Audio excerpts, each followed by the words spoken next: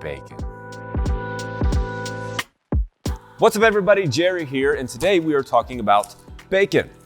Now the reason I wanted to do this bacon video for you is because it gets a bad rap, and that's because of the fatty content that it has in it. But it's not the fatty content itself that you should be thinking about. It is what the fatty content is made of. So have you ever heard the saying, you are what you eat? Well, the truth of the matter is you are what you ate. That means that whenever you buy conventionally raised bacon, you're eating whatever that animal ate. And animals from conventionally raised foods are raised in feedlots. And feedlot animals are fed a diet of corns and grains, which sounds healthy. However, animals have a hard time digesting corns and grains. And whenever they're fed corns and grains on a regular basis over a period of time, their bodies become diseased. And that diseased body is what you're eating. They're also plugged with hormones over time to make them grow faster. Those hormones, again, are what you're eating whenever that animal is processed into the bacon. So that's what you should be thinking about whenever you're thinking about buying conventional bacon, is that it's coming from a feedlot animal that has been diseased because it's been force-fed food that it can't process or has a hard time processing, and because it is pumped with growth hormone to make it grow faster. So the question is, what should you have instead of conventionally raised bacon? Well, I have a host of options here for you that we can go over. They're kind of in tiers, which means this is a good place to start. And then if you want to go a little better, then you can go to this one. And then if you want to go to the best one, then you should go to this one. So we'll start here with this Hormel brand. Natural Choice is what you want to look for. Now, the reason that this one is good is because it's uncured. If you can see that up here at the top. Uncured means that it's not preserved with nitrates and nitrites. So those preservatives have been linked to certain diseases and cancers. So that's why it's important to find uncured types of bacon. So this is one brand that you could look for. There are certainly other brands out there, but this is a good place to start with uncured bacon. Like I said, this is Hormel, Natural Choice. So you can grab this at your local Kroger, probably any other grocery store as well. So that's where you can start. The next step up from that would be uncured and organic. Simple Truth organic and uncured bacon.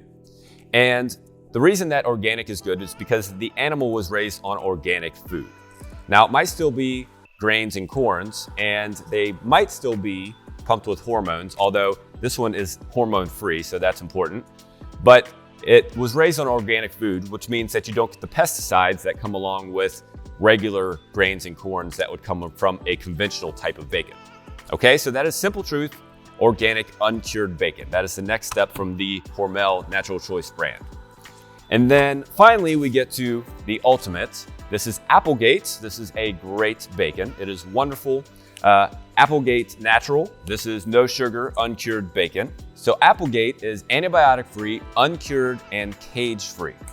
So cage-free is important because that means that the animals get to roam around and not be stuck in a cage. They get to eat from their natural habitat, which brings their stress level down and makes them happy animals. I'm sure you've seen happy cows. Well, happy pigs are important as well. That means that their disease level is going to be much lower. So antibiotic-free, uncured, and cage-free, that is great. This is a non-sugar brand or a non-sugar product. Applegate also has one with sugar in it.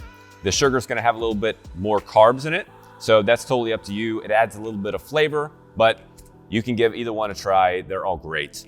But this is Applegate, so that is Hormel Natural Choice, organic Kroger, organic Simple Truth brand, and then Applegate to finish up. So we'll finish up by going over the question of, can you eat too much bacon? And the answer is yes, but you can also eat too much broccoli, and you can also eat too much Brussels sprouts. So with bacon, the sweet spot is about 1 or 2 pieces a day, taking maybe 1 or 2 days off during the week. You should also try and shoot to take maybe a week off of bacon a month or every 6 weeks. That way your body just doesn't come overly adapt to it. People who should stay away from eating bacon on a regular basis, if you have high cholesterol, if you have high blood pressure, then those are things that you should watch for. If you have just some other general health issues, probably bacon every day isn't a great idea, but having it a couple times a week is not the end of the world. And as long as you're sticking with one of these three that we talked about today, you're gonna be in good shape. I mean, who doesn't like bacon?